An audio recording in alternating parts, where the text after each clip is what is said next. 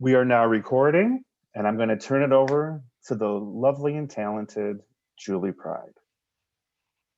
Okay, I need to, let's see. All right. Can you, okay, I'm going to hit screen share here. Can you see if this will work? It says host disabled participant screen sharing. How rude is that? Jim, can you set Julie as a co-host? As the host, you can do that. I just did. Now I got my boomer self on here early so I could get all this worked out. I know. Julie and I were chit-chatting about everything but this for Okay. 15 minutes. Here we go. Thank All you. Right. Okay, is that on there? Is it looking right, or is it? It looks amazing. Okay. All righty. So when I was asked by Jim to do this presentation, I was trying to think about what did it remind me of the entire pandemic. And since the very beginning of this, almost within the first couple of weeks, it reminded me so much of dealing with HIV back in the day. And just so I can prove to you that I was working in HIV back in the day, here is a lovely picture of me doing just that. This is my third pandemic. So I started with HIV, as you can see there, as an infant. I was in San Francisco for an act. Hey, Julie? Is your it not? Slide, we're only seeing your opening slide. Oh, that's weird. Hold on. Hold on. Let me try this again. We'll get it. It's not letting me do the, hold on, let me do it on my screen. Yeah, it can be a little weird. It's not letting me go to the full, okay, resume slideshow. It's still? Yeah, I can't see it, but I'd be happy to advance for you. I have your slides. Okay, maybe you can do the slides for me. And I can just get back. Do you have all my slides there? You can do that? I sure do. You're just going to tell me when to move them. All righty. Well, you can go ahead and move to the next slide.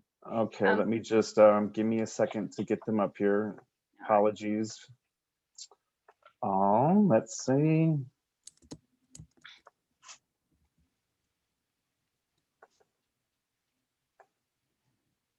All right. You seeing my slides now? Or your slides? There you and go. There you are, just there a few years ago.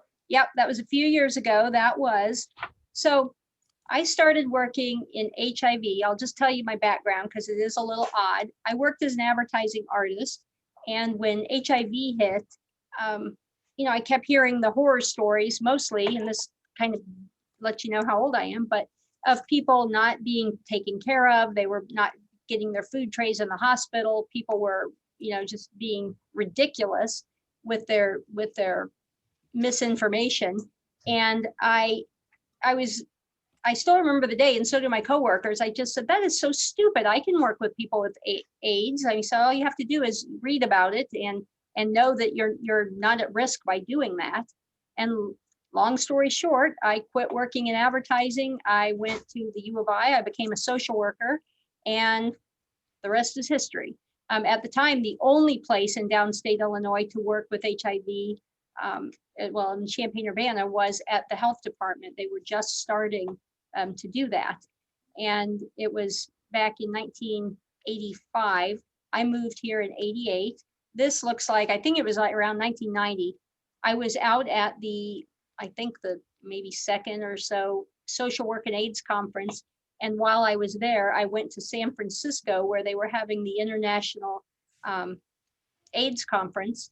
And I joined in with a ACT UP protest. It was one of many I joined in. It was, we were protesting, as you can see by my little box I'm holding there, the immigration and naturalization's ridiculous policy of not allowing people with HIV to travel in even for the conference. So it was a big deal, but it was, I can tell you, I felt extremely festive in this picture. And I just thought I was the epitome of hotness too, there with my puka shell necklace on.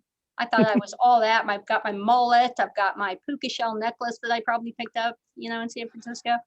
But anyway, so when Jim asked me about talking about COVID, I thought I have to talk about, you know, the ignorance and arrogance of it and how much it reminds me of working in HIV in the early days.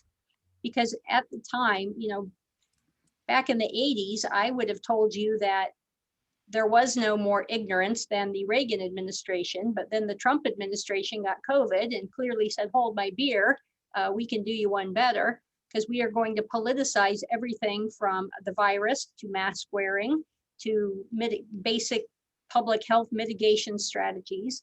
And that is not something I anticipated. So again, this is like my third pandemic. The first was HIV. You click it to the second one. My second one, and by this time it was 2009, and I was the administrator of Champaign-Urbana Public Health District. I've worked here since I was a volunteer in 1988. I was a Bachelor of Social Work intern in 1990. And then I started working here full time in 95, taking over HIV regional planning, which was just getting started. And to show you my age by this slide, if you look in the bottom left-hand corner, the little cute Indian girl with the Band-Aid on her arm is my daughter. She is now 21 and a junior, getting ready to be a junior in college. So moved on to that, and then we get into, you know, the next one. You can go to the next slide. My slides are really don't have much to do with anything, but and then we get to this one, which is COVID. We started hearing about COVID back in early January of 2020. And my team here at Public Health, we started following it. And we knew probably by the second week in January that this was going to be a pandemic, as did anyone who read public health literature at the time and didn't wait for something to be on the news. We started working really closely with the U of I and brought together all of our partnerships. And I had always told our community for, you know, years and years that if we have a pandemic, this is going to be the community to live in when you have the pandemic, because we have tons of collaboration, coordination. We practice together, we drill together, we plan together. We all have each other on our cell phones, you know, the mayors, myself, the, you know, university, the hospitals. You know, we talk a lot, and we also have a very educated community. We're not known so much for, you know, some of the wild conspiracy theories, although we certainly did not escape that here. But so, you know, we started working on this in January, and at that time, things were starting to gel and we were getting the teams together. And I thought, at that time, I thought, you know, we see what's going on in China. So the US, you know, we knew we had a pandemic preparedness plan at the federal level. It had been worked on and reviewed and you know, constantly updated, and it was a national security level plan. They dealt with it from all levels of government, which is what we do on a miniature level here in Champaign County. So we knew that it was robust and that, you know, we have tons of resources in this country. And so we were not terribly concerned that it would go sideways like it did. Back in January, we were still hopeful that, you know, we would get on top of it. What we certainly anticipated was that we would get cases. We knew we were going to get cases. We knew that they were going to spread wildly, but we thought with all of the resources in the US and all of the planning that we would be able to quickly bring it under control, like many of the Asian countries did. And then, you know, keep the curve. You always hear flatten the curve, get the curve super low, and then be able to go about our business. And if we started to see it creeping up in places, then push it back down and continue on. Of course, that is not what we have, as you all know. And when thinking about why we didn't have that, I can only think that it was ignorance and arrogance. And you can go on to the next slide if you want, Jim. And ignorance and arrogance is really what are the twin demons, you know, of this pandemic. And it is, in fact, and sadly, it is the twin demons of so much that is wrong in the US right now. So, ignorance is not a completely negative thing. It's just a reality. At the very beginning, we knew we had a deadly virus, fear and anxiety. We were kind of all on the same page. With the ignorance is we knew it was a coronavirus. We had no idea what it was capable of. We had no idea everything. Somebody put excessive individualism. Exactly. That to me goes in the arrogance piece of it. But we have, we knew that we were going to be learning about it all the way through. This is not unusual. When you get any type of new virus, any type of new illness, you always have the part at the beginning when it's new that you don't know about it. You're learning about it. And anyone who has been involved with science knows that science doesn't just, pop up and everything's done. It is an evolution. You're going from learning about it. And we were trying to get out front, with what public health does with the prevention stuff, while the science is still catching up. And unfortunately, through a variety of means, which we all know about, that ended up making it look like it was conflicting information, or that it was being made up, or I don't know what all.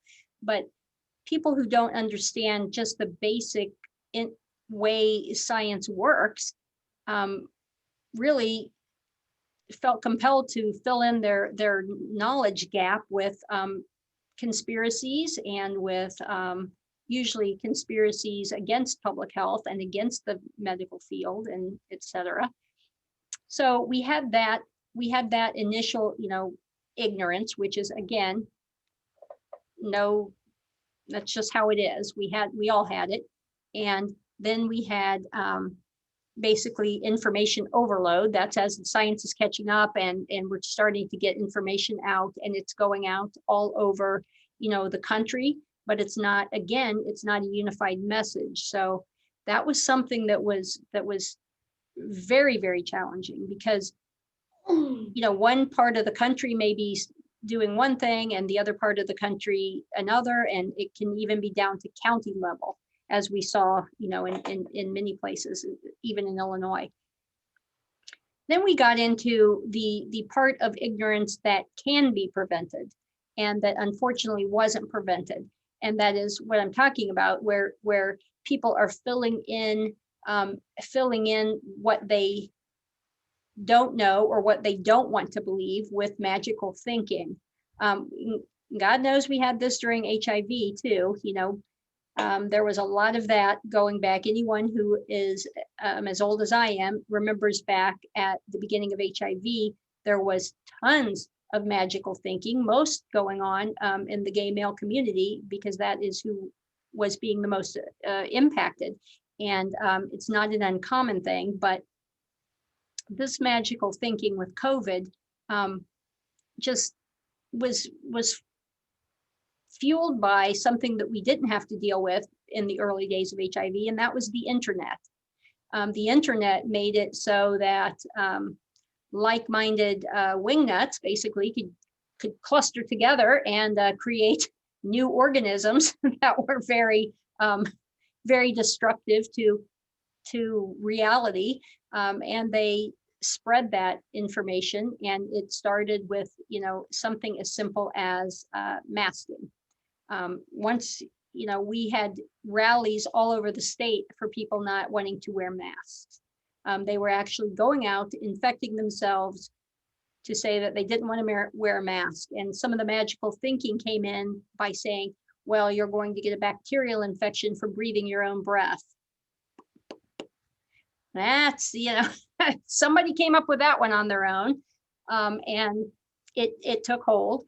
And, honestly, those of us in the public health world got tired of just trying to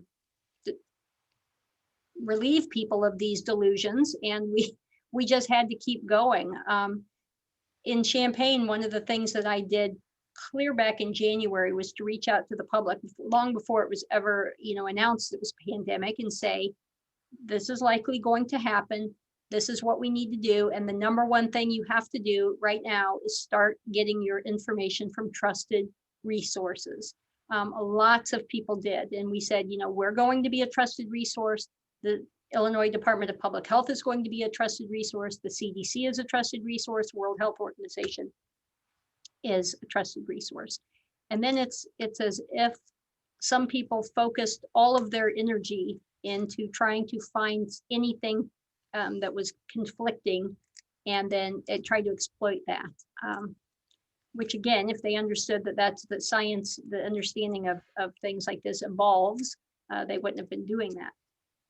And then we got into a more difficult thing, and that was the willful ignorance. Because again, I think that there are a lot of people who, for whatever reason, don't have good information. They may not know how to access good information. But then even people who knew better, and we knew that they knew better, were having willful ignorance and pushing that narrative out there. And that was really causing a lot of problems.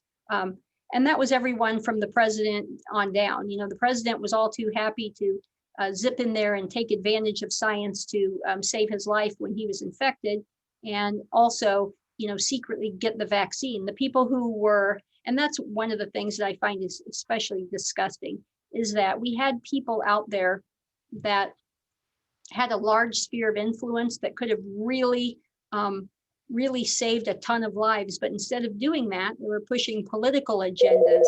And now, I've only worked here, you know, since the 90s, but I don't know how to put my phone on do not disturb. So boomer.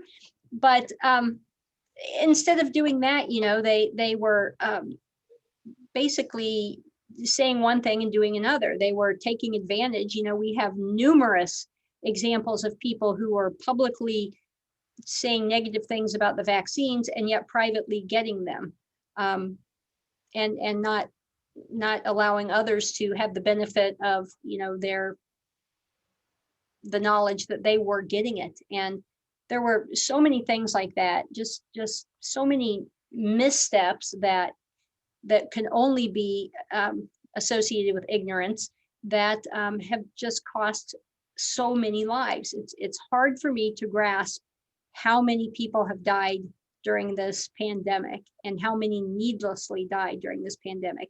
It is certainly not what we anticipated back in January of 2020, when we were talking about, oh, the US, you know, we'll do a good job with this because we have these great plans. We have the CDC, which is the premier, or, you know, agency in the world to deal with such things. And then, of course, we know that they were muzzled, and their information was changed.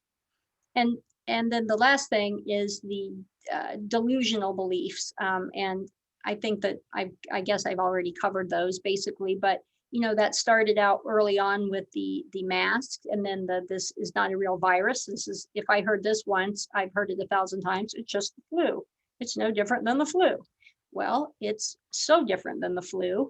But for whatever reason, you know, that's what people wanted to focus on. Then they started focusing on, well, you're inflating the deaths from COVID. Anyone who knows anything about pandemics knows that our numbers are greatly underreported. And they're underreported because people were dying of this long before they knew even what it was. That happened in HIV, and it's happened with this, and it'll happen again during the next pandemic that I hope to God we learn from. I think one of the things that was so disturbing about this pandemic was the fact that we had just had the H1N1 pandemic, and we were able to use that as a country specifically to take the pandemic plans and to have them evolve from what they were and change them up so that they were even better. We were ready at the local health department level, even though we had continued to get funding cuts and we had continued to lose staff. And even more importantly, we had lost ground because we had 4 years of a science denying administration, which really probably had more impact, in my opinion, than did funding and staff cuts that happened over many years. Okay, you can go to the next one so I remember what I am even talking about. So, oh, and then arrogance. I am coining a term right now, and it is the Baruch assault syndrome. So Baruch assault, if for those of you who don't know, is this little girl from the original Willy Wonka, which is the only acceptable Willy Wonka. And that is the one where, she is screaming, "I want to Oompa Loompa now, Daddy." She's throwing a little tantrum because she's never had to follow any rules, and certainly rules have never applied to her. This is the part of the pandemic, the arrogance part, which was extremely frustrating when we were dealing with cases. Huh? Somebody said I sounded just like her. Very good. But we were, let me give you some examples. Early on, when we were trying to explain why you have to mask and why you have to social distance and why we have to shut things down and all that, we had people who were continuing locally here in one of our surrounding towns. They had an unofficial prom, which turned out, of course, to be a spreading event. They just felt that their kids deserved a prom, and it was very interesting because people were sending us like the original invitations that they had been sending out. They were making the kids who came to this, they were making their parents sign waivers showing that, or waivers to say that the family that was hosting the party, the prom, wouldn't be responsible for, any illness or death or anything that came from it. Sorry, even when I take it off the hook, it still rings. It's one of those kind of phones. But so clearly the family that was doing this party knew better. They knew that what they were doing was against guidance. They knew what they were doing was potentially dangerous and could potentially lead to someone's death. But they did it anyway because, as they put it, our kids have lost so much already. They haven't been to school together. We can't make them miss their prom. That's a significant life event. Well, so we dealt with that. Then we dealt with exactly the same things with weddings.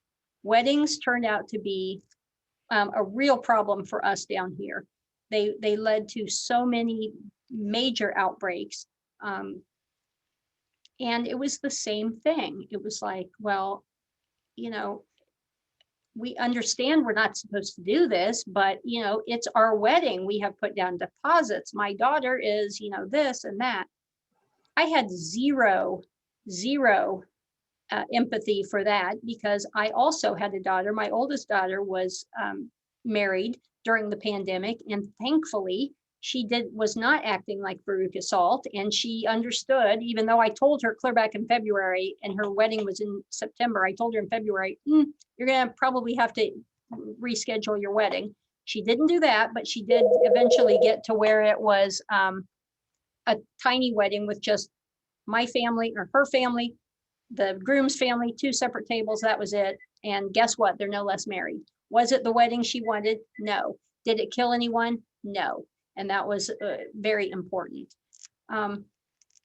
So we saw this time after time with weddings. We saw this with other underground, parties and things like that, usually related to parents thinking that their kids needed this. We saw it with travel, people continuing to travel and not do the things that, were required. Then we got to, of course, I said that the rules have never applied to me before. That I can't tell you how many times we heard that, not in those words, but it was basically like, do you know who I am, or do you know what my business is? It's like, yes. Do you understand what we're dealing with here? And then, of course, we got into my freedoms, you're taking away my freedoms. And that became its own bizarre rallying cry that somehow wearing a mask in public was infringing upon someone's, freedom. And that really for us here came to a head when the restaurants were closed. We had several rural restaurants who refused to close. They got hooked up with the grifting attorney, as I like to refer to him, who was, basically promising, I don't know what, but, and then their anger and the vitriol was started being focused at the health department. So there was actually a time where they had put my information, my personal home information and address and name and everything out on the internet in their sites with their other people that were, screaming, my freedoms, they're trying to take my freedoms. And I had to deal with that. And that was uncomfortable. It was scary. I'm not used to, I've done this job for a long time. I'm not used to people not understanding what it is that we do and that we're here to try to help. We're not here to, take on that type of stuff. But that was an uncomfortable period. I had to hire, I think we spent $15,000 for security here to have police circling the parking lot when my staff who worked into the evenings, because we worked 7 days a week and into the evenings. So when they went out at dark, there was somebody out there to make sure nobody was out there. I had escorts to and from work many times. I had to quit those though, because anybody who knows me knows that I can't pay enough attention to remember to sit there and wait for my escort. So I would just get in the car and drive to work and everything was fine. But it was just uncomfortable. And again, I live in Champaign County, so I saw about 1,000 times less of this than my colleagues all over the country. And I talked to colleagues from all over the country who many have had to quit because they just were not willing to put up with the threats and things like that. I have colleagues all over the state of Illinois who know how to do this job, who were ready to do this job, and had to instead be held up by their county boards, mostly, who weren't letting them do the things that they needed to do, who were not supporting them. I had support all across the board here from every unit of government, from the business community. I had so much support here. And still we had 130 some deaths so far. But to do this job without the support, I cannot even imagine. We also have my next thing I have is the me first, and that's the arrogance piece. And where that showed up, of course, was once we got the vaccine. People who may have been doing everything right or may have not. It didn't seem to really matter, but there were people out there who really believed that for whatever reason, be it their job, their position, their whatever, that they should be the first ones and they should be bumped to the top of the list. We don't do that in Champaign County. We don't fold to the political pressure. We're lucky that we don't have to. We're a district, not a board. I mean, we're a district, not a county health department. So we don't have the constant, crap basically that people get from their county boards often. So we didn't do that. But yet again, if you look around the country, you see this hampering the efforts horribly. I mean, people look at Florida. All the vaccine was given to a wealthy donor neighborhood. And so they were all getting the vaccine first. There was no thought of equity, no thought of all of the inequities that were blatantly obvious and had a light shined on them from the day one of this pandemic. It was all about using that, extreme white privilege. That's a good way to put it, because that's what it was. It was basically like, I deserve this vaccine. I may not have wanted to wear a mask or do anything else or even believed your science, but now I demand this vaccine, and I demand it because of blank, blank, blank. And that all is arrogance. And then one of my most frustrating is something that I've been dealing with in public health, and anyone who works in public health has been dealing with this for a very long time, at least since the advent of Google. And that is, well, my research says, and their research, of course, is a Google search. And now, definitely with COVID, it has taken on well, before COVID even, their research has taken on more of a rabbit hole effect, and then they get pulled in and then branched out into all these different conspiracy theories, and that they've all seemed to merge. The anti-vax community merged with the QAnon group, which merged with, political groups and patriot groups, and they just all formed this toxic soup of stupidity, which was just horrible to deal with. But I can't even tell you how frustrating it is to, have somebody believing that Googling something is research. And again, I'm asked all the time, well, what do you do about that from a public health perspective? And honestly, we didn't deal with it.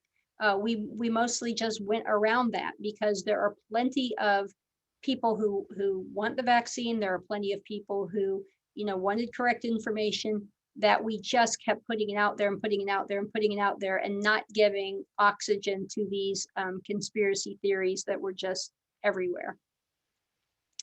Okay, next slide. So this is what I'm talking about when I'm talking about HIV and COVID and how they so much reminded me of each other. The main thing with HIV and COVID was what ended up being the federal government's inaction and incompetence. In HIV, it seemed to be more inaction. They knew what to do. They weren't doing it. They didn't want to talk about it. It was dirty. It was embarrassing. It was, dealt with sex. It dealt with gay people. They didn't want to deal with that, injecting drug users. So we had that. And with this one, it was both inaction and incompetence. And there may have been some other things thrown in there as well. The other thing was the local and regional inconsistencies. I mean, back in 1985, when Champaign became like the one of the first, I think we were fourth to do HIV testing. The state was really having difficulty finding health departments that would deal with HIV AIDS. I know that seems weird, but it was. And I came on scene in 1995 as the lead agency. So that was, 10 years later. And Champaign was already light years ahead because of the person that was running it here. And that was Joan Lathrop. She was a social worker who took on HIV because no one else in the agency would take it. So she was director of social services, which was actually a one-person department. And she took that on, and she started building partnerships in the community with the gay community, with the hospitals. She started, building the infrastructure that I was lucky enough to work under and then inherit when I became the director when she retired in 2000. So we started working with other health departments, and we were finding just exactly what we're finding with COVID, is that the health departments were willing to do it, not all of them, but a lot of them were willing to do it, but their county boards, would not, or they would, I can't tell you how many health departments that I dealt with that said they could do HIV AIDS, but they couldn't talk about sex. Oh, okay, that seems brilliant.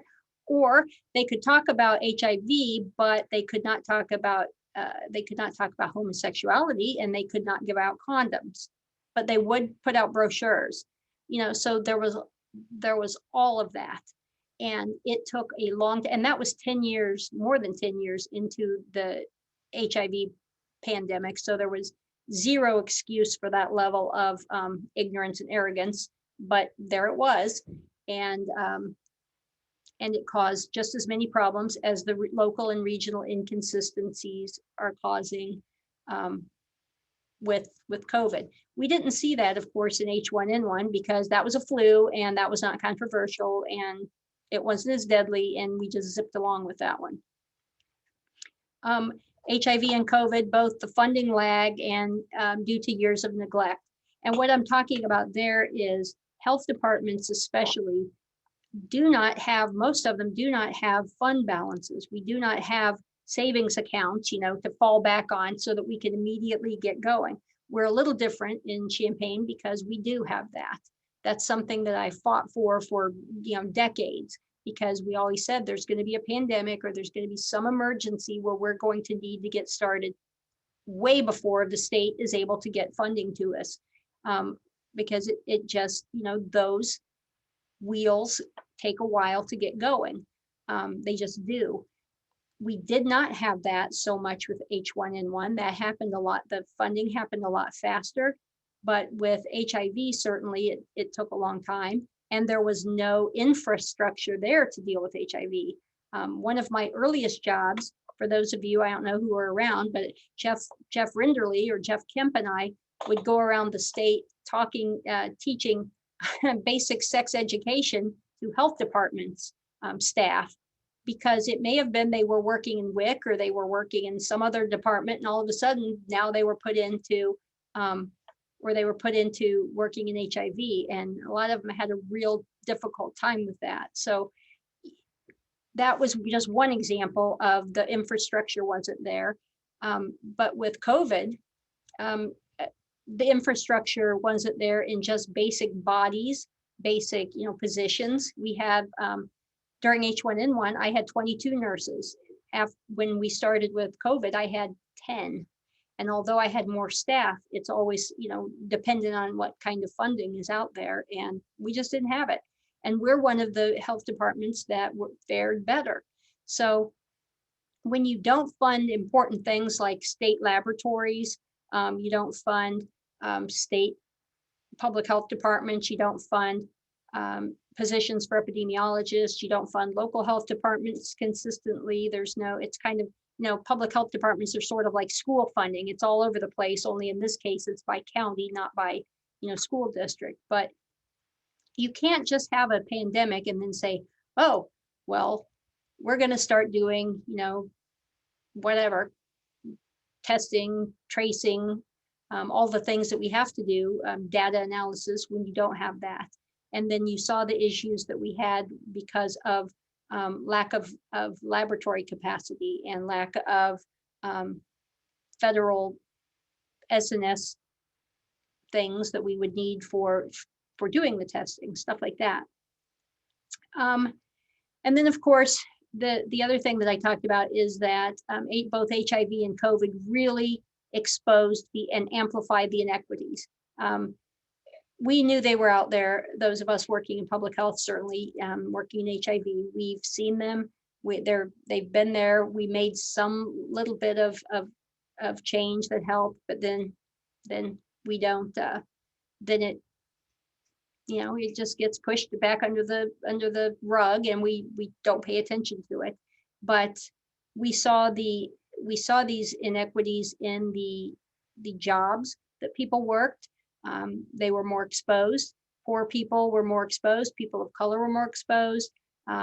We saw it then once the testing happened, they had less access to testing than some people. We saw it again when the vaccines came out, same kind of thing. It's like they get pushed more to the bottom of the list. You have to make very deliberate attempts to deal with that and to make sure you have equity in the vaccine distribution. For example, Illinois has done a good job of that. But if you look at the other states, my God, some of them are just breathtakingly horrible.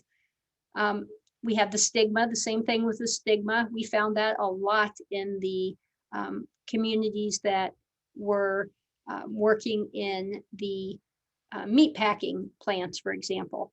We had an issue with that here. And there was a lot of stigma related to the illness that in the immigrant communities. And there was nothing about them specifically being immigrants that made them more susceptible. It was their jobs. It was the fact that they were viewed as expendable and that they were not taken care of when we knew that they needed to have masking and distancing, and it wasn't being done.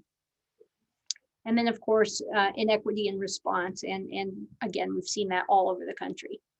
Okay, and next little slide. So this is where I quit complaining about everything and try to be a little more hopeful. HIV had silver linings. I know that obviously it was a horror show, but there's always silver linings. pandemics always change societies in important ways. With some of the silver linings in HIV, we made great strides in LGBTQ equality. Those of you who are as old as I am know that before HIV AIDS, especially, there was not an LGBTQ community. There was an L community, there was a G community, there was a B community, there was, and there was not the unity of there was not the unity that ended up helping to bring about equality. And HIV and the response to HIV by the LGBTQ community is responsible for that. From HIV AIDS came the emergency use authorizations that people are now hearing about. Also compassionate medical use programs. Those came about as absolute direct action by ACT UP and other mostly gay AIDS organizations.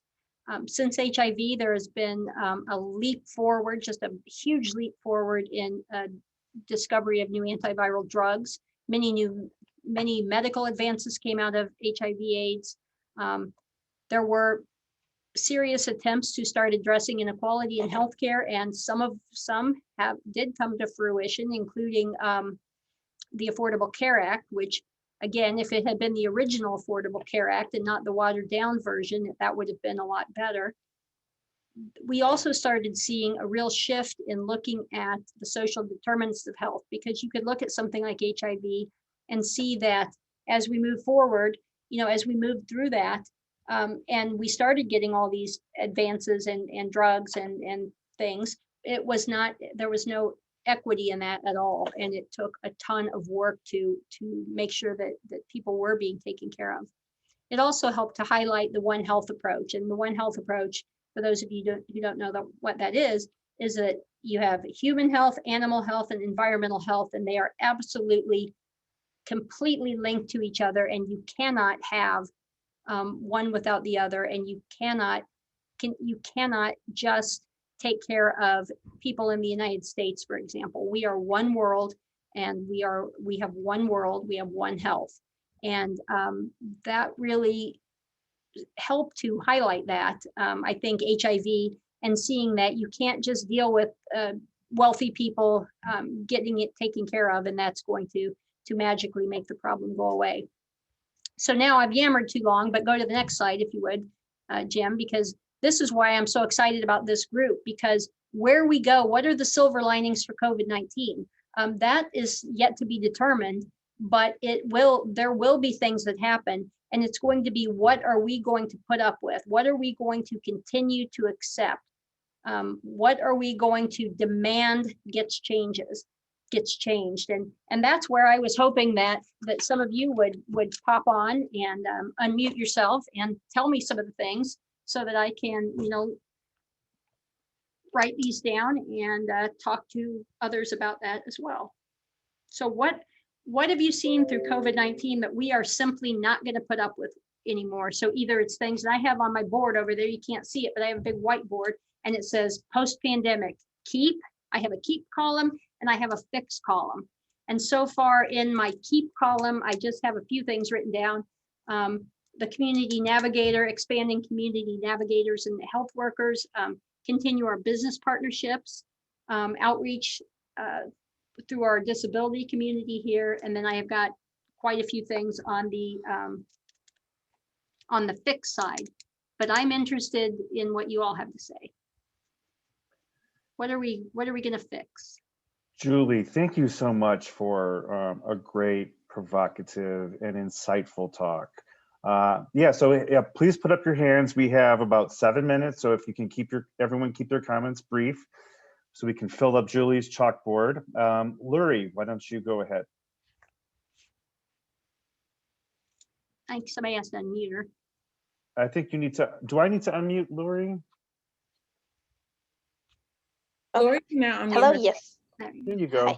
Hi. So in terms of something that I would like to keep is the flexibility to continue to allow clients to fulfill their ADAP and other right-wide requirements remotely. because I know the Department of Public Health sometimes pushes for people to have in-person visits, but clients often, either for transportation issues or health issues, would rather not go to the office. And so it does make it easier to serve people from a variety of areas if they can feel comfortable in being able to fulfill things by mail, for example, or electronically.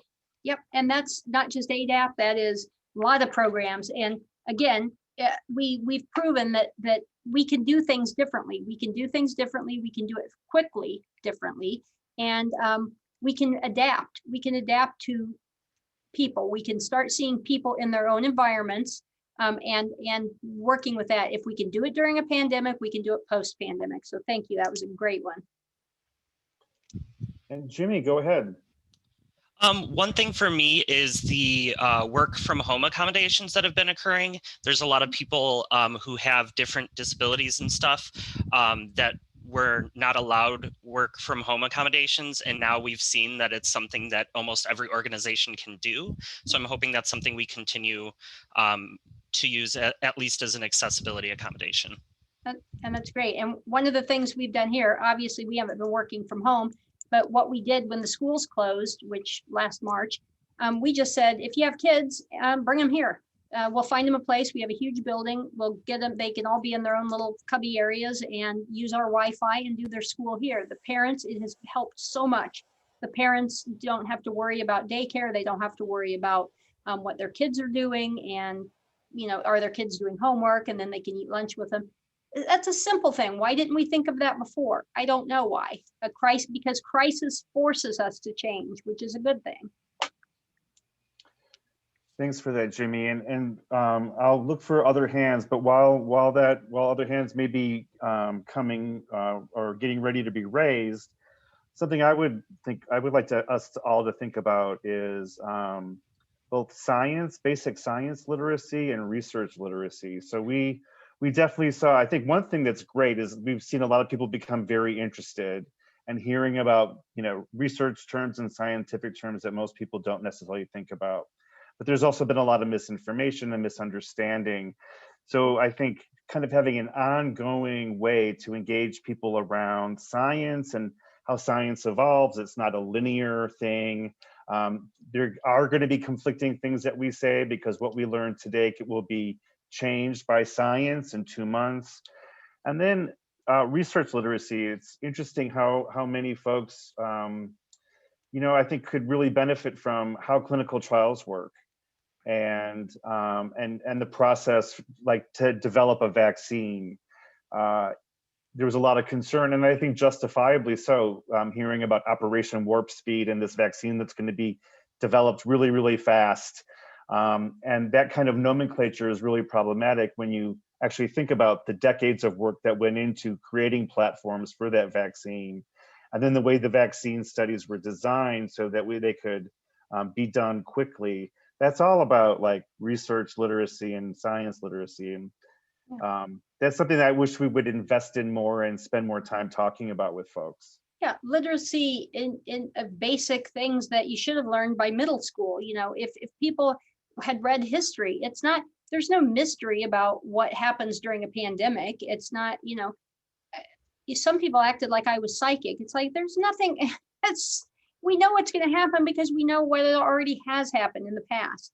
And these things, so just basic history lesson, competency in basic history. Oh, by the way, I always throw out a book. I always throw out a book thing when I talk anywhere. So my suggestion for anyone interested, the book is called Code Breaker.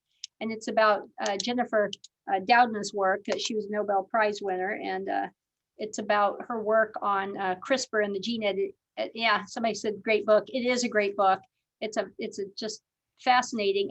And what Jim said reminded me of that. And that is that, it's not like these vaccines were just like popped out of nowhere. The platforms were there. They had been being worked on for a long time for other things. They just put in the virus. So, Right.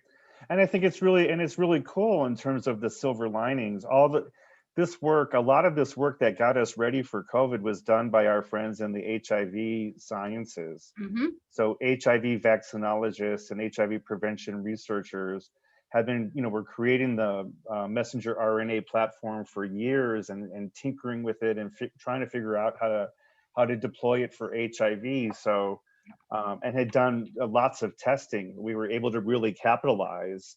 The HIV response allowed us to have vaccine, like multiple vaccines now, right? In under a year. It's really quite extraordinary. It's astounding. I don't think people realize that, but that how astounding it really is, because we're not talking about coming up with a flu vaccine and just, that's all been there forever. It's talking, and the mRNA technology that has now finally been funded, and that's another thing that it shows, is that when you really put a lot of money behind these things and a lot of, the stuff just the U of I did here was completely astounding to me.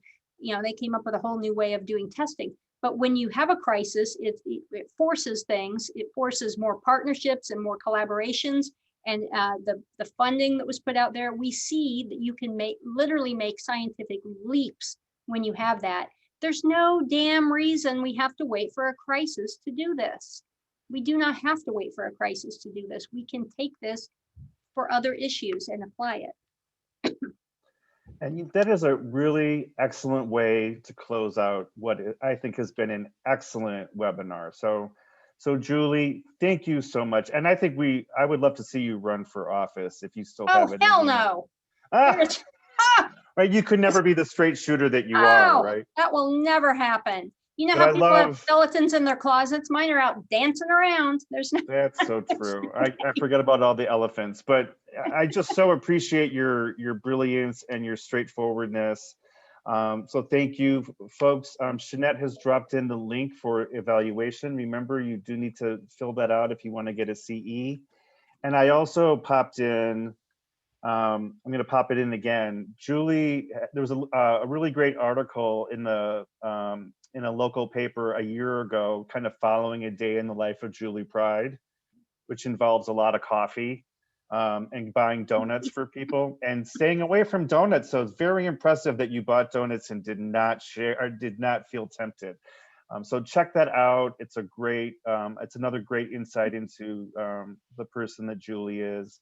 I'm going to again say thank you for your time, everyone, for joining us. And Julie, I'm going to give you the last word before we close out. I cannot have this brilliant group of people assembled here without adding my email address, because I really want you to email me ideas, because I know people are going to be mulling this over about what are the silver linings and what are we going to keep and what are we going to demand gets fixed. So please, send them to me, because I really do want that information. And we will do that. And when we send out a link to the recording to everyone here today, we will include Julie's email address. Thanks.